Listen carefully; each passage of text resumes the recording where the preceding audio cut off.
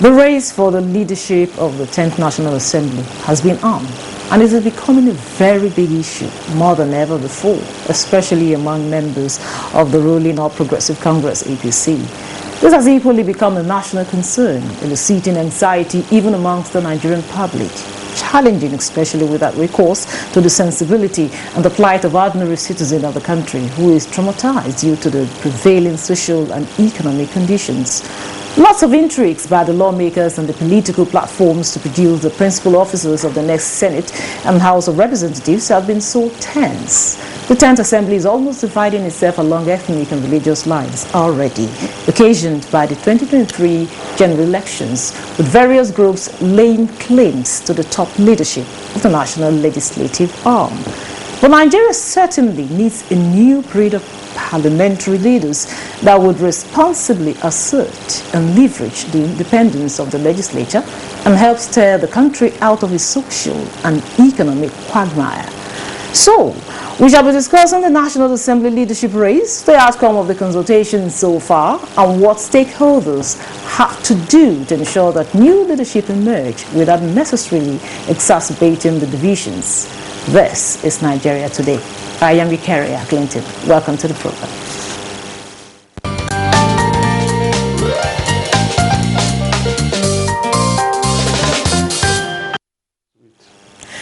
With us here in the studio to discuss this topic is a legal practitioner and a public affairs analyst, Mr. Abdullahi Jallo. You're welcome to the program. Yes, Mrs. Clinton, viewers, you are welcome.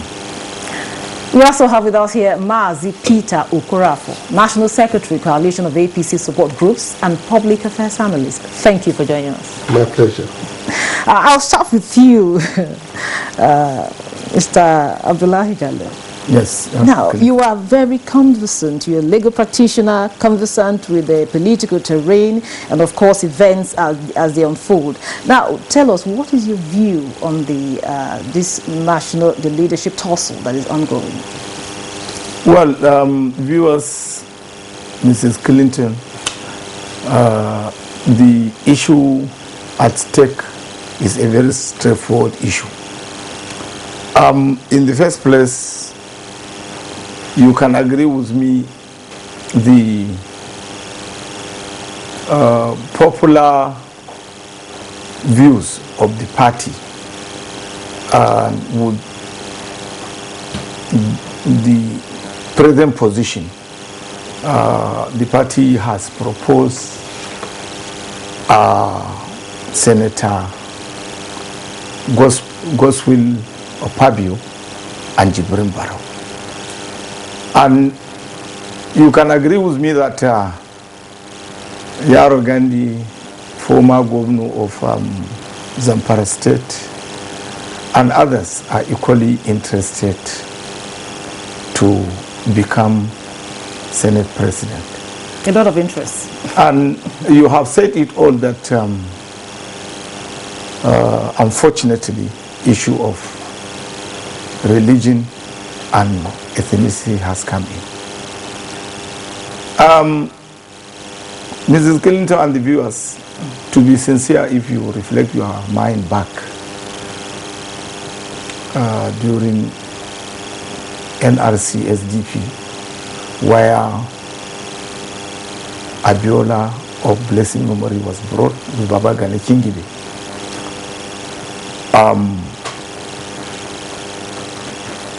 It was a Muslim ticket.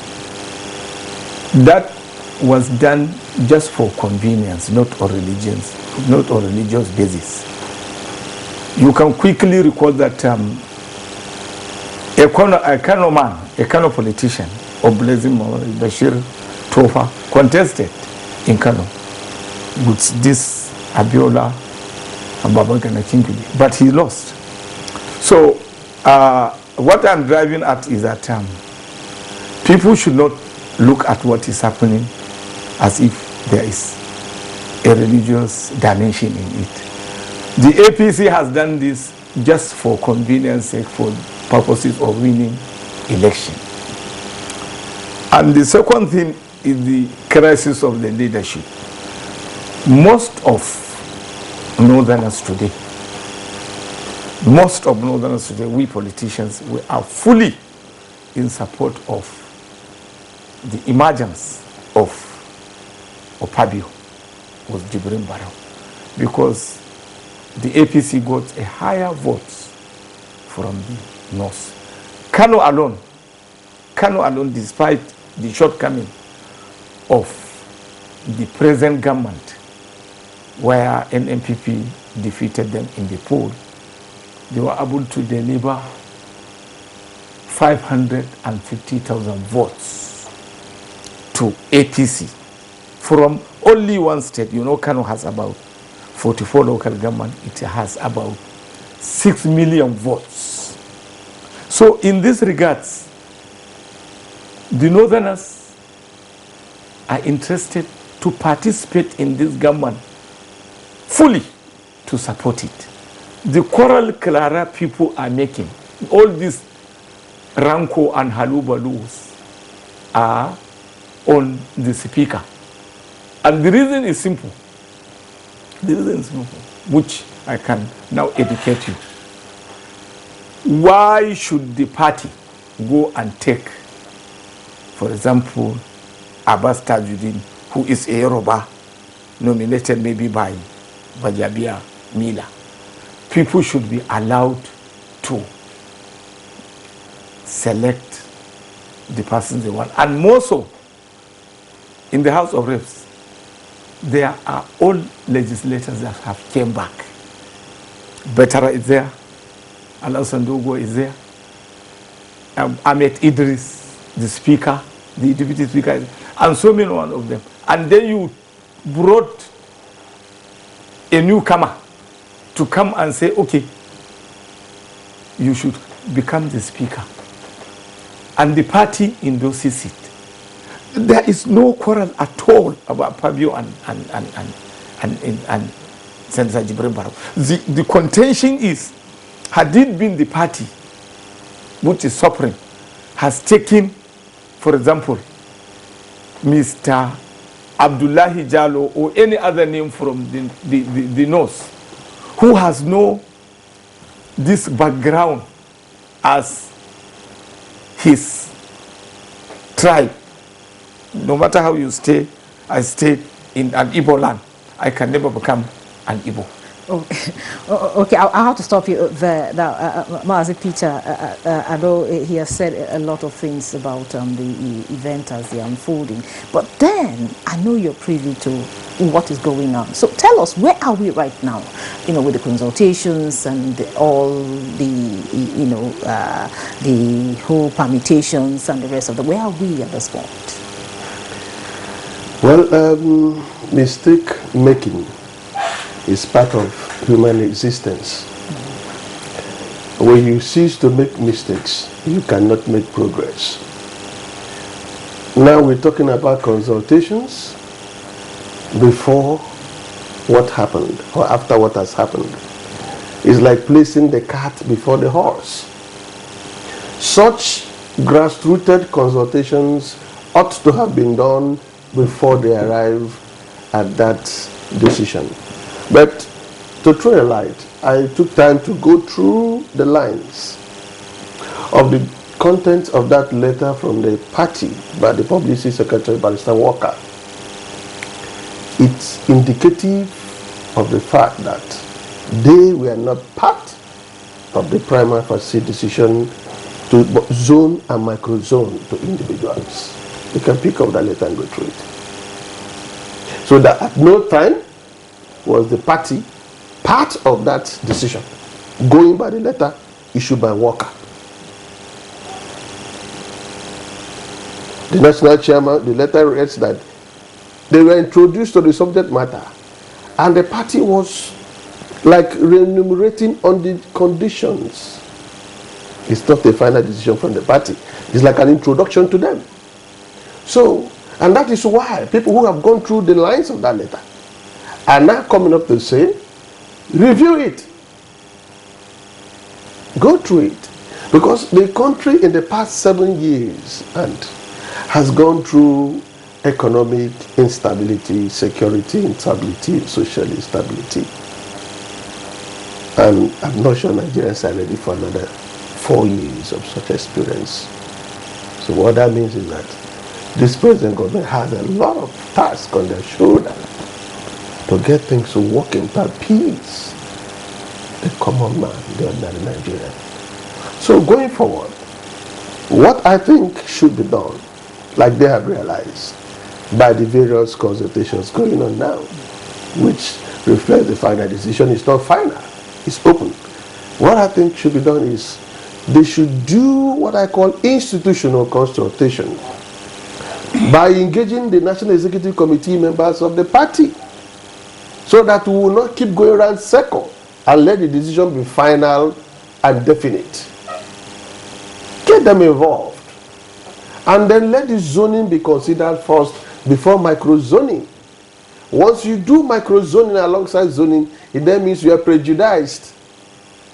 It's no longer nationalistic or patriotic interest. Because everybody has a right of aspiration. In other words, and the parliamentary system, or our legislative system, is an arm of government that should be allowed unilateral decision of their own. in other words, you're in support of the zoning system. I am not in support of the zoning system. I am saying the zoning system is subjected to proper institutional authorities that have the mandate to make it definite, taking into cognizance the various reasons agitated from the zones for national interest, national cohesion. And that is why you see the myriads of complaints from all over sectors. It's not. They didn't do it properly. It's not from the party ab initio. Neither is it from the zonal stakeholders. But God knows where it came from. Let's just take it at that point. So we have to do the proper thing and get the right result. Okay, thank you very much. Let's pause for a break and take the reaction of Nigerians on the subject matter as put together by our correspondent, Butua Miller. Stay.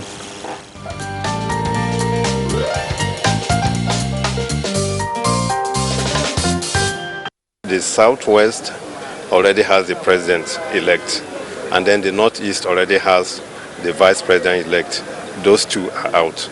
If you now have 4 presiding positions of the Senate and the House of Reps, then you should just naturally share to the 4 remaining zones: the Northwest, the North Central, the Southeast, and the South-South. Those are, those are the sense I think that we should follow. APC is a political party. And of course, in the National Assembly, as it's currently going to be composed, there are a lot of parties that have representatives there. So when we are talking about the making of the leadership of the National Assembly, I think dispassionately we should look beyond even the APC as a party, because both the House of Reps and the Senate combined, the opposition parties have even higher number of members than the APC. So it's a matter of the willpower. If the members elect are ready to do the needful, they can always get the right candidate to become their leaders. Look at Mr. President himself is from Southwest. If you look at the Vice President is from the Northeast. Now, to balance it all, you cannot expect the Senate President to come from either of these zones. Rather, it will rather come from the East, and that is why, or South-South. That is why we have. That is why we want to. Let me just say, it's not yet done. But from what we have, from what I've seen on the ground, I can see that Asoji Bola Tinubu is actually, supporting the candidature of Akpabio from South-South. So, of course, that will definitely balance the equation so that the 3 geopolitical zones will be adequately represented. And once this is done, we now believe that the interest of the entire country as one nation will be taken care of.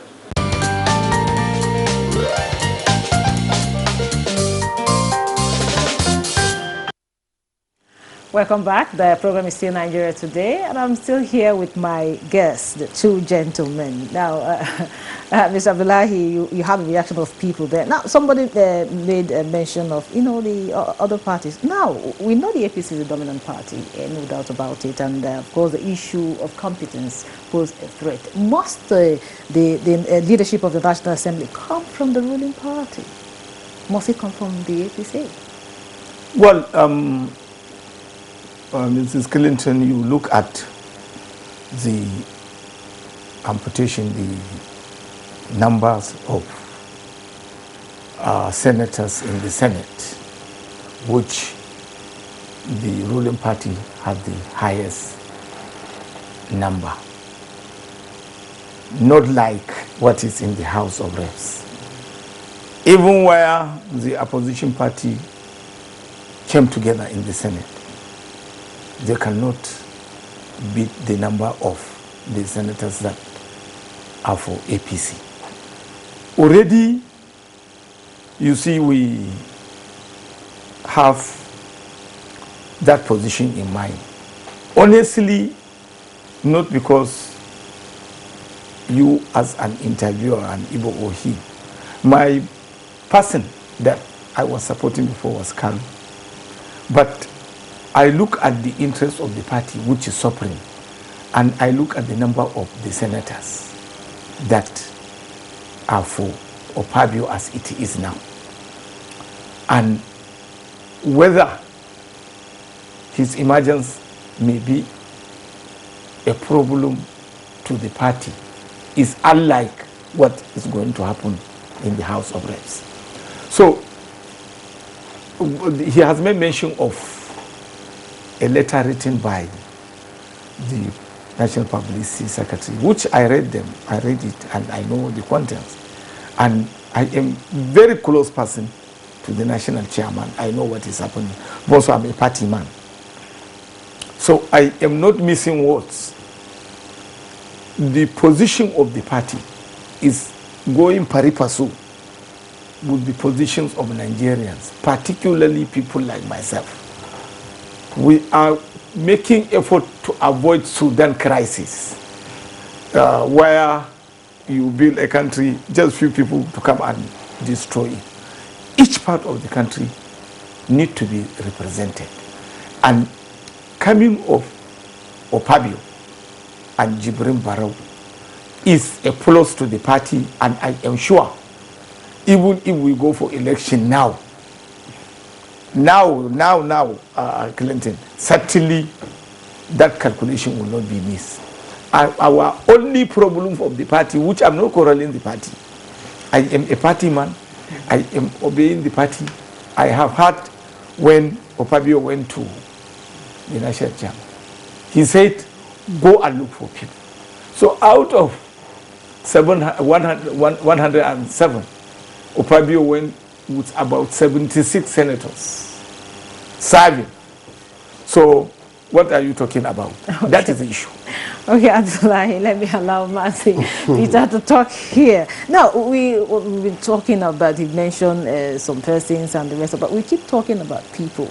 The essence of good leadership in the National Assembly, how important is it, to one, Nigeria as a country, and even Nigerians? Because now, if you're looking at people we're bringing, are we looking at competence? And how important is it to have good leadership in the National Assembly? You just spoken so well. You just asked so well. My good friend has been clamoring for Akpabio and Jibrin as an obedient loyal party member, not because they are the best of the candidates. His only reason is that he's a loyal party member, and that's why he wants them. But loyal party member also has to include you're wanting the best for the country. The country first before the party. And anything the party does that subjugates national interests is ultra vires, is set aside. When you look at the individuals being trumped up, Jibrin was appropriation chairman somewhere. Akpabio rose from governor of Ibom State in PDP, jumped to Senate and then minister. Today he's in APC. Ideally, he does not know what APC stands for. How can you be so sure? I can say that. How can you be so sure? No, I can say that. Do you know why I say that? We just look at their competence. No, let me go ahead. That's what I'm driving to. Yeah. Yes. We're looking at the competence.